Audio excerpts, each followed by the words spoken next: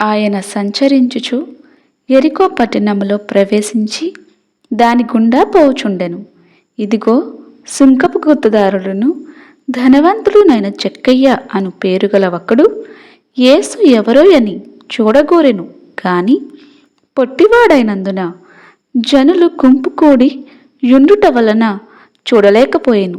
అప్పుడు యేసు ఆ త్రోవను రానయ్యుండెను గనుక అతడు ముందుగా పరిగెత్తి ఆయనను చూచుటకు ఒక మేడి చెట్టెక్కెను.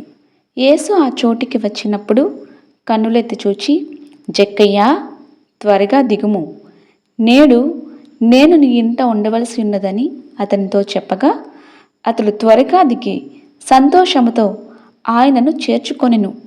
అందరూ అది చూచి, ఈయన పాపి అయిన మనుషుని యొద్ద బస చేయ వెళ్ళనని చాలా సనుగుకొనిరి. జక్కయ్య నిలువబడి, ఇదిగో ప్రభువా, నా ఆస్తిలో సగము బేదలకిచ్చుచున్నాను.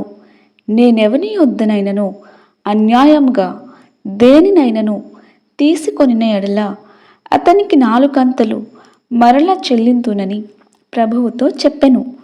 అందుకు యేసు, ఇతడును అబ్రహాము కుమారుడే.